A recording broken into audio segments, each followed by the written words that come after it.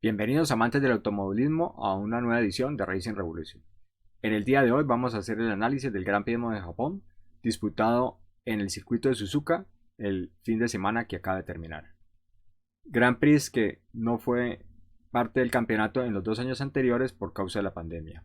Circuito uno de los más amados por la mayoría de los pilotos de la parrilla y en el cual se han coronado la mayor cantidad de pilotos campeones. No fue la excepción este año y vamos ahorita sí a realizar el análisis de dicho Gran Premio. Empezamos el análisis del Gran Premio de Japón con las calificaciones y para ello esta tabla resumen con bastante información. A la izquierda, en primer bloque después de simplemente los pilotos, se muestran las posiciones de cada piloto en cada una de las 3 fases de la calificación. Y abajo vemos con color amarillo los 5 pilotos que no pasaron a la Q2. No es sorpresa ninguno de estos pilotos, a excepción tal vez de Pierre Gasly, que en las estadísticas del año, de los 5 pilotos eliminados, el que más veces ha pasado a la Q2, 12 veces. Y que digamos, el piloto que estadísticamente normalmente se quedaba en esta fase era Sebastian Vettel, que solamente ha pasado en 7 ocasiones. En este Gran Premio de Japón, el piloto alemán realizó una muy buena calificación y pasó incluso hasta la Q3. Pero vemos en la Q1 pasó arañando también, se clasificó 15. Bueno, vemos el porcentaje de tiempo de los pilotos en el segundo bloque de información y el dato más importante para mí es ver, y con lo cual eh, veo pues por qué o doy el argumento a ustedes de por qué este tipo de formato de calificación realmente no me gusta. Vemos como 1.43% del retraso del piloto más lento en la Q1 y el de la Q2 fue 1.68, algo que no debería ser así. Normalmente, si hay menos pilotos, estos deberían estar más cercanos.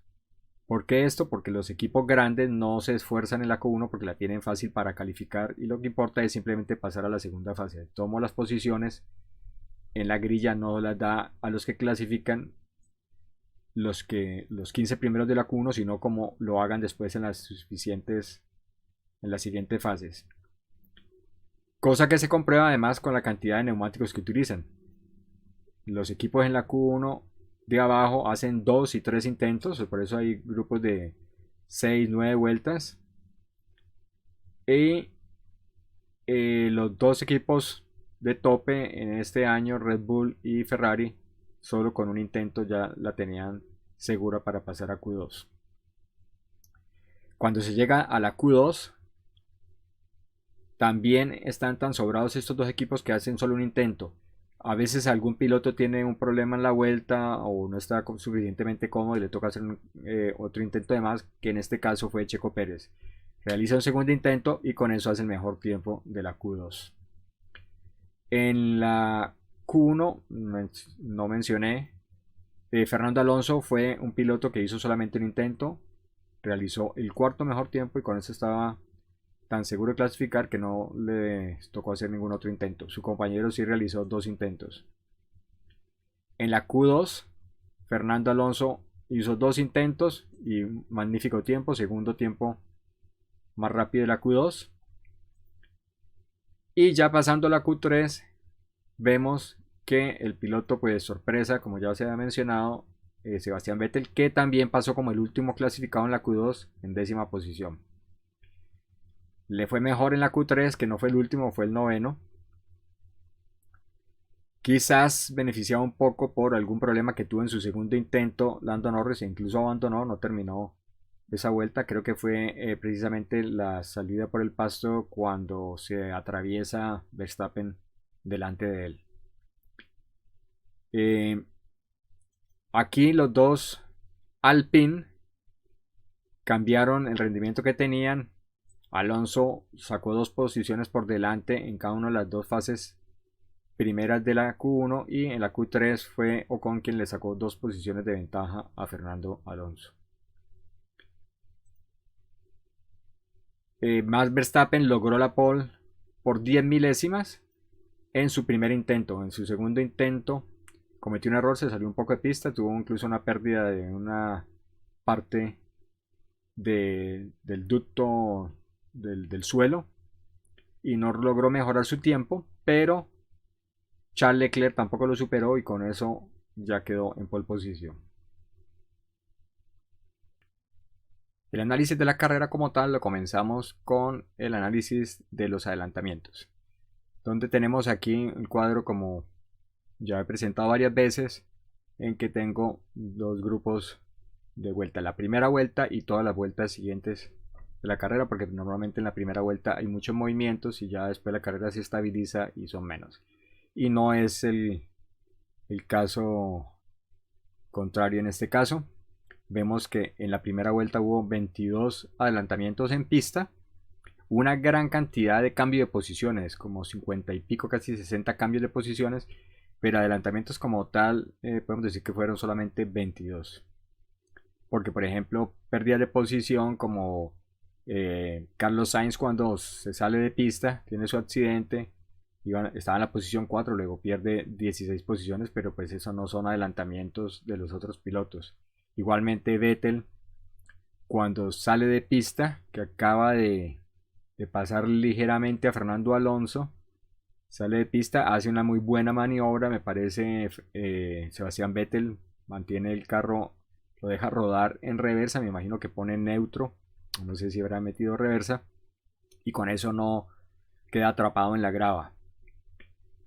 Y vemos que en esa primera vuelta la mejor maniobras la realizó Lance Stroll, o la mayor cantidad de adelantamientos, 5 en total durante esa primera vuelta. Y los peores, los dos Alfa Romeo, como ha sido normalmente en casi que todas las carreras de este año, los que más posiciones pierden la salida, Bottas y Guan Yu perdieron 5 cada uno. Y se les unió con una misma cantidad de pérdida de posiciones o de adelantamientos que le realizaron a Lando Norris. Realmente mala salida de Lando en esta carrera. Mick Schumacher fue otro que realizó, y Kevin Magnussen, es decir, los dos Haas realizaron una buena cantidad de sobrepaso en la primera vuelta, 3 cada uno en neto. Magnussen una de más, pero también tuvo un adelantamiento que le realizaron. Ya después de la vuelta 2 al final, es decir, como quien dice en la segunda carrera, después de la bandera roja y el relanzamiento de la carrera, hubo 4 pilotos que tuvieron un neto de 2 adelantamientos a favor, 3 de ellos con 3 adelantamientos y un sobrepaso en contra: Stroll, Tsunoda y Russell, y Fernando Alonso, que realizó 2 adelantamientos sin que nadie lo pasara. De esos 4 pilotos, Russell fue el único que lo realizó con las llantas intermedias que colocó después de que la carrera se relanzó en la segunda o tercera vuelta después del relanzamiento, en la cual perdió muchas posiciones, incluso porque entra junto con Hamilton y perdió realmente, estaba creo que en la posición 7 y salió en la posición 14. Y con esas llantas pasa 3 pilotos después. Fernando Alonso fue el último de los pilotos en hacer una segunda parada de pits, que es el número que está aquí al lado de ciertos pilotos. El primer piloto que cambió por segunda vez llantas a un segundo juego intermedio fue Wang Yushu. Hizo en su segunda vuelta con estas nuevas llantas el récord de pista, el récord de la carrera, pero después su ritmo no fue tan bueno. Le siguieron en esa parada de pits Lance Stroll y Pierre Gasly, pilotos que también hicieron adelantamientos, sobre todo Stroll 2. Yuki Tsunoda en la vuelta 20 y Fernando Alonso en la vuelta 22. Creo que Fernando Alonso hizo la parada una vueltica más tarde de lo debido, porque él estaba en la séptima posición después de rodar como 10 vueltas detrás de Sebastián Vettel, no lo podía pasar. Intentan con el cambio de llantas, cae a la novena posición, adelanta a 2 pilotos y llega atrás de Sebastián Vettel y termina la carrera con 11 milésimas de retraso respecto al alemán. Y en cuanto a los pilotos que le realizaron muchos sobrepasos, los que peor parte llevaron en eso fue Mick Schumacher, 8 sobrepasos en total, la mayor parte de esos en esas vueltas que trató de estirar. Fue el piloto que más tarde cambió a llantas intermedias. Y Valtteri Bottas, que también lo sobrepasaron en 3 ocasiones y el cual también ha tenido, como ya lo hemos mencionado, una pésima salida con 5 posiciones perdidas en la primera vuelta. Y con el análisis de las vueltas rápidas o de las vueltas más rápidas o los pilotos más rápidos en pista, vemos pues algo que obviamente era evidente: la contundencia de Max Verstappen en esta carrera. De las 28 vueltas que tuvo finalmente el Gran Premio de Japón, escasamente un poco más de la mitad, de las 53 patadas, 24 fueron en verde, 4 en amarilla. 11 veces el piloto más rápido en pista fue Max Verstappen, y dentro de esas 11 veces marcó 4 veces récord de pista. Y un piloto que, porque no terminó muy adelante en las posiciones, terminó séptimo en carrera, no se habla a veces mucho de lo que brilló, que fue Fernando Alonso. Fernando Alonso fue 5 veces hacia el final de la carrera, cuando cambió de llantas por segunda vez, el piloto más rápido en pista. Y se le escapó la vuelta rápida, terminó una milésima más lento que el récord que marcó Wang Yushu. Vemos que los otros pilotos que marcaron vueltas rápidas fueron Pierre Gasly en 2 ocasiones, Wang Yushu una vez, la vez que hizo el récord, Charles Leclerc también una vez que hizo el récord, en la vuelta 10 fue, Lando Norris, igualmente récord, Sebastian Vettel, y Lance Stroll y Yuki Tsunoda también marcaron, o fueron los pilotos más rápidos en pista en una vuelta, pero sin marcar récord. Y vamos llegando ya al final del video, donde vamos a ver la tabla comparativa del resultado oficial con el método Racing Revolution y las conclusiones del Gran Premio de Japón y lo que queda de la temporada. Bueno, la tabla organizada de la forma oficial de resultado, en el orden oficial de resultado. En amarillo a la izquierda las posiciones de pista cambiadas con la posición oficial por penalizaciones. Charles Leclerc, todos sabemos, 5 segundos de penalización al final de la carrera cuando trata de defender su posición y se sale en la chicana, y por lo cual Checo Pérez obtiene el segundo puesto. Decisión tomada rápidamente por la FIA, y eso hay que abonárselo a la FIA. Esta vez actuaron rápido. Y sí, mucho más tarde se dio los 20 segundos de penalización a Pierre Gasly por el incidente de la grúa, lo cual le hace perder una posición respecto a Mick Schumacher, pero pues sin ninguna consecuencia. Los dos pilotos están lejos de los puntos. Ahí lo que más afecta a Pierre Gasly es que también le dieron una penalización de 2 puntos en su superlicencia. Aquí una pequeña diferencia a las otras veces que he nombrado, por eso Performance 23 y RR de Racing Revolution 23, significando que aunque la carrera oficialmente tuvo 24 vueltas en bandera verde, después de la bandera roja y la bandera amarilla y toda la suspensión de la carrera, hubo 23 vueltas en bandera verde. Entonces es como si sea una carrera nueva a partir de ahí, una carrera con partida lanzada, y desde ahí hago todos los cálculos.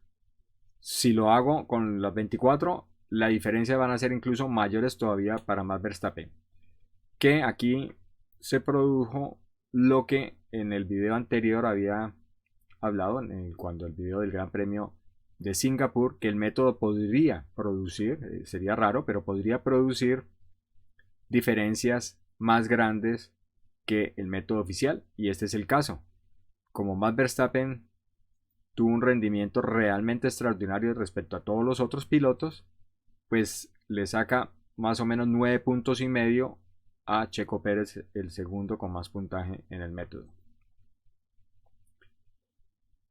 Aquí tengo también otra columna de más en colores, que es la diferencia de posiciones entre el ranking, digamos, de Racing Revolution de cada piloto según el puntaje obtenido respecto a la posición oficial.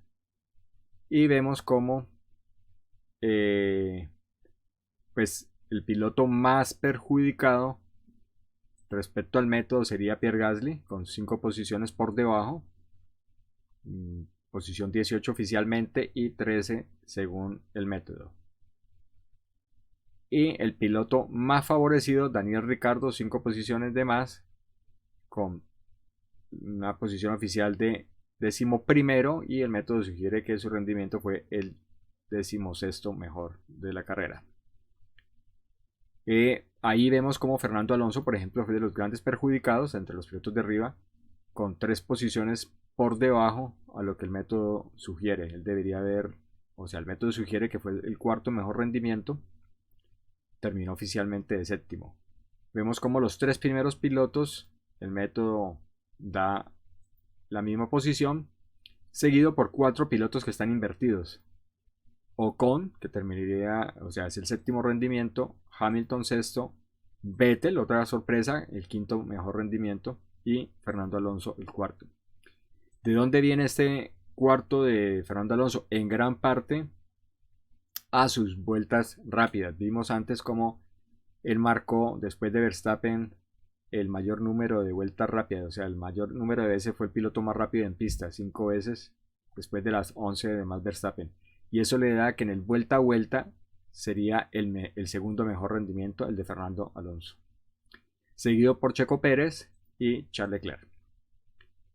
Cuando miramos en la cantidad de puntos oficiales de más respecto al método, pues el más beneficiado en este caso fue Checo Pérez, con 7,5 puntos de más que lo que el método sugiere. Los 18 puntos son 7,5 de más que los prácticamente 10,5 que el método sugiere.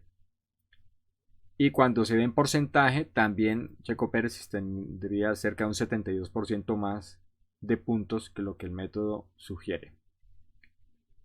Max Verstappen, a pesar de la aplastante victoria y todo, no se ve en este momento muy beneficiado, aunque lo es, 124%, pero no es como lo más normal es que el piloto ganador sea el más beneficiado tanto en cantidad de puntos como porcentualmente en la comparación entre los dos métodos.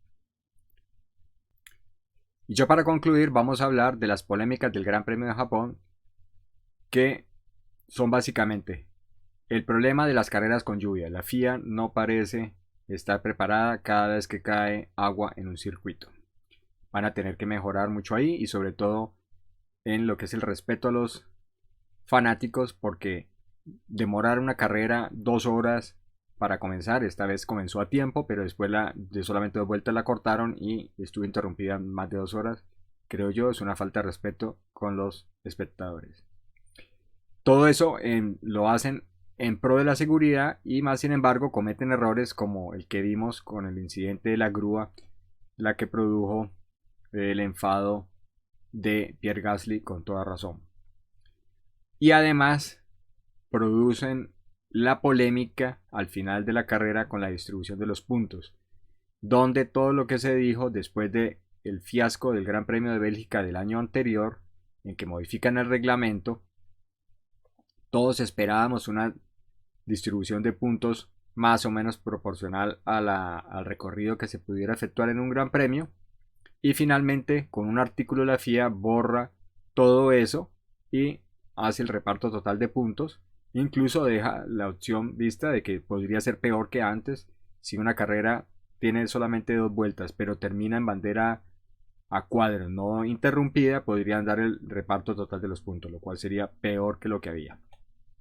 Bueno, ¿qué nos queda para el resto del año? Así Max Verstappen se haya coronado campeón con 4 grandes premios por disputarse. Esto pues es obviamente el resultado de un dominio, pero está lejos de ser un récord.